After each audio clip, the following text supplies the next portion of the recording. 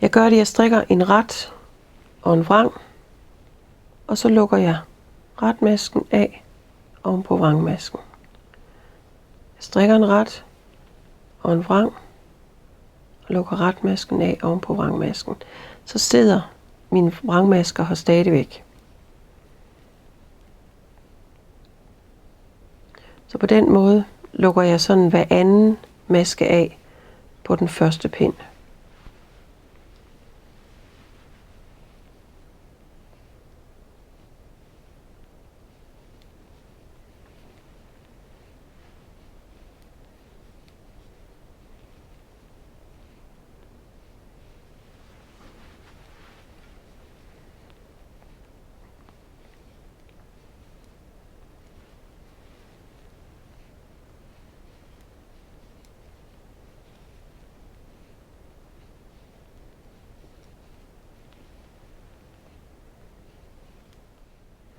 Nu er jeg så henne i slutningen, strikker en ret og en vrang og lukker af. Og så strikker jeg bare lige den sidste.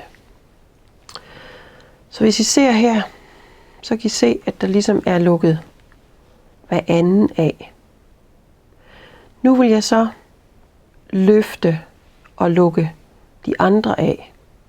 For det giver sådan en fin, mindre synlig kant foroven, og som man bagefter kan fæstne nogle frynser i, hvis det er det, man vil.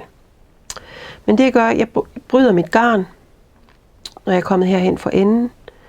Og nu har jeg jo så en lille pind, så jeg skubber den bare hen i siden. Men hvis man har en rund pind, så skubber man hen og starter ligesom i den samme side, hvor man var før. Så man starter igen fra retsiden. Så gør jeg det, at jeg løfter den første over den næste.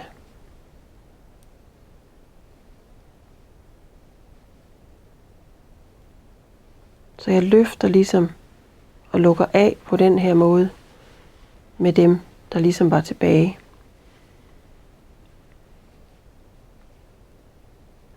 Og hvis I ser kanten foroven, så kan I så se, at der er ikke så mange masker liggende her, som der normalt vil være. Normalt vil der jo være dobbelt så mange, fordi her er det kun hver anden, der bliver lukket af.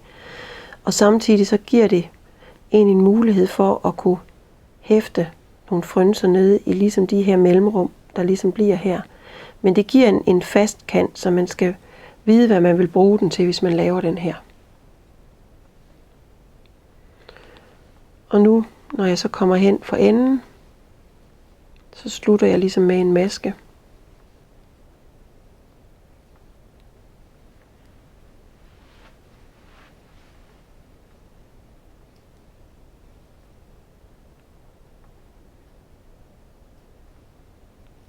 Og så trækker jeg så tråden igennem den sidste maske. Så er jeg ligesom lukket af. Så der kommer ligesom til at ligge 2 rækker aflukning, kan man sige. Fordi herinde ligger den ene aflukning, og heroppe ligger så den anden.